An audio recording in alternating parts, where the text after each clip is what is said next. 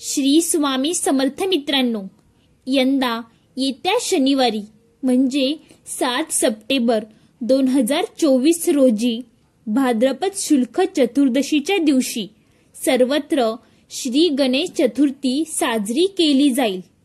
ज्या गणेशाचे आवाहन आपण सुमुहूर्त मस्तू म्हणजे तू स्वतःच एक सुमुहूर्त आहेस असे म्हणून करतो, त्याच्या पूजनासाठी विशिष्ट नक्षत्र, योग, विष्टी, कर्ण तसेच राहुकाल, शिवलिखित इत्यादी कोणतेही कोटके पाहण्याची आवश्यकता नाही.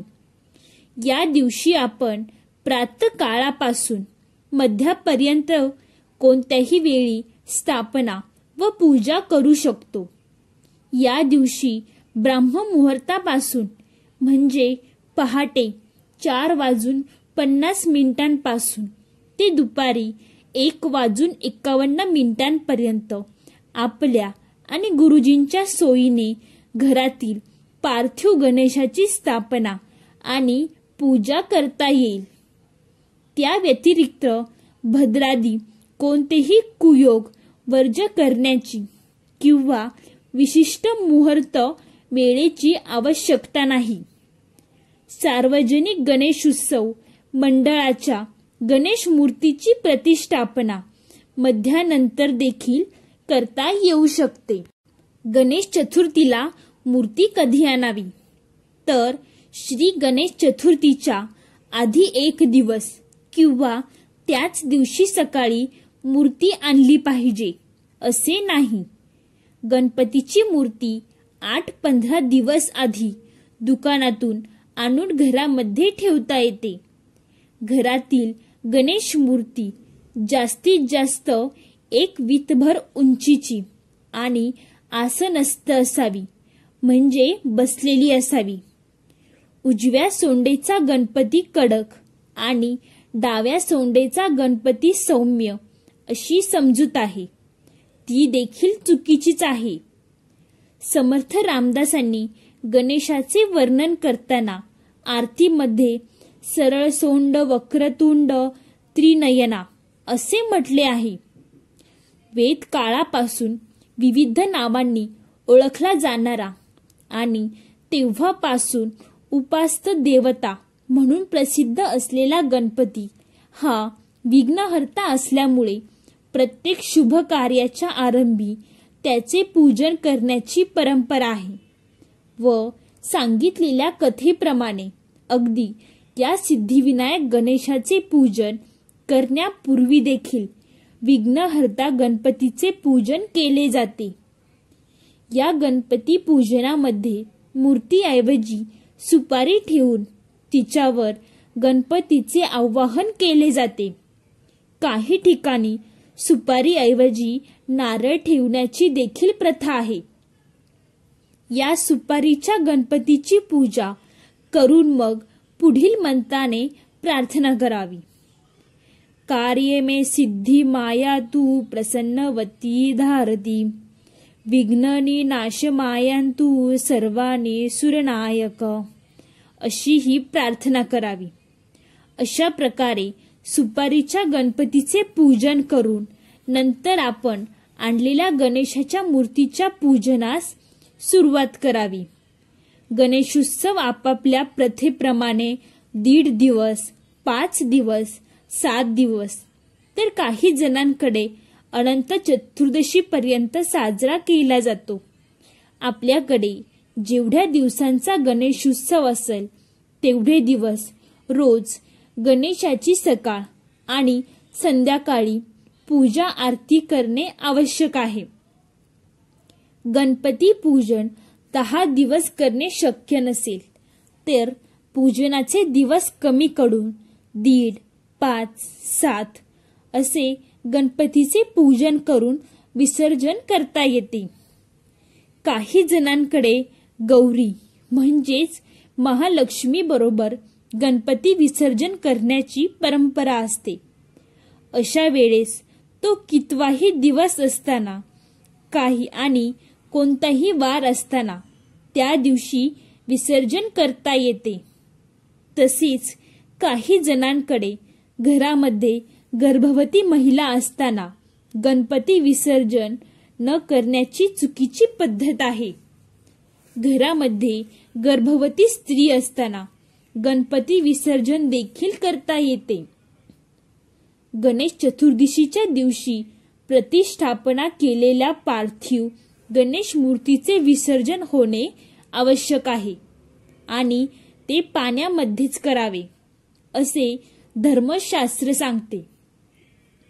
पाण्यात विसर्जन म्हणजे तलाव किंवा स्वतंत्र टँकमध्ये. घरी मोठ्या बादलीमध्ये देखील आपण विसर्जन करू शकतो. विसर्जनानंतर ती मूर्ती पाण्यात विरघळणे आवश्यक असल्यास शाडूची किंवा मातीची मूर्ती असावी. पाण्यात न विरघळणाऱ्या प्लास्टर ऑफ पॅरिस किंवा तसमची मूर्ती नसावी.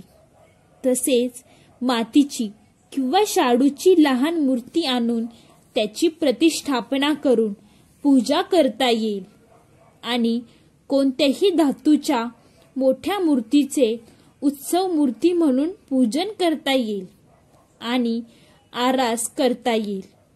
पाण्यात विसर्जन मात्र लहान मूर्तीचेच करावे आणि धातूची श्री गणेश मूर्ती पुन्हा शोकेशमध्ये ठेवून द्यावी.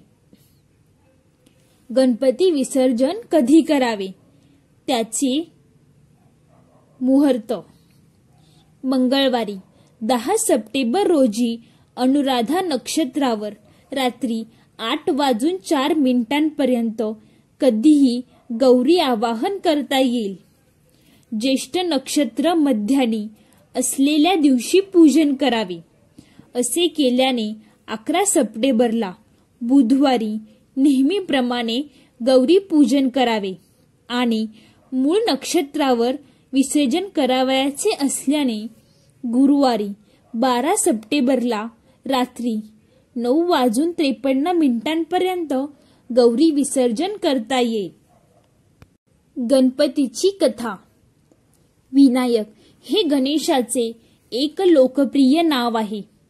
विघ्नहर्ता म्हणून पूजल्या जाणाऱ्या विनायकाला वास्तविक दुर्जनांच्या कार्यात विघ्ने उत्पन्न करण्यासाठी विधात्याने उत्पन्न केले अशी काही पुराणांत आहे. मिती, संमित, शाल, कटकट, कुष्टांब व राजपुत्र या नावाने 6 विनायक गण याज्ञवल्क्युक्त सांगितले आहेत. हे विनायक गण विघ्नकारी, उपद्रवकारी आणि क्रूर आहेत. ज्यांचा उपद्रव सुरू झाला ती माणसे वेड्यासारखी वागू लागतात. त्यांना वाईट स्वप्ने व कसली तरी भीती वाटत राहते. गणपती हा विनायक म्हणजे या विनायक गणांचा अधिपती मानला जातो. या संदर्भात वराह पुराणात एक कथा दिली आहे. सज्जनांच्या कार्यात विघ्ने येतात आणि दुष्टांची कार्य निर्विघ्न पार पडतात.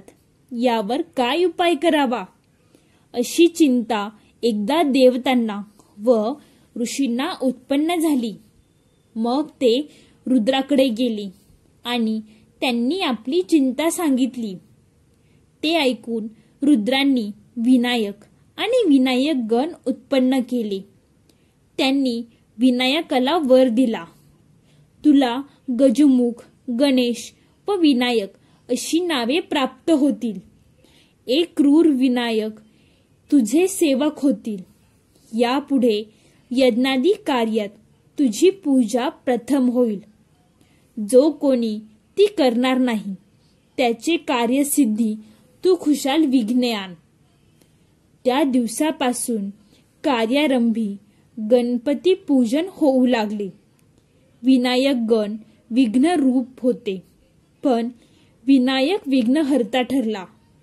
भक्तांना विविध प्रकारच्या सिद्धी प्राप्त करून देणारा तो सिद्धिविनायक झाला. अशा या सिद्धिविनायकाच्या पार्थिव मूर्तीची पूजा भाद्रपदातील शुक्ल चतुर्दशीच्या दिवशी केली जाते. तर मित्रांनो, अशी आहे ही वराह पुराण कथा. तुम्हाला जर ही माहिती आवडली असेल तर चॅनेलला नक्की सबस्क्राईब करा.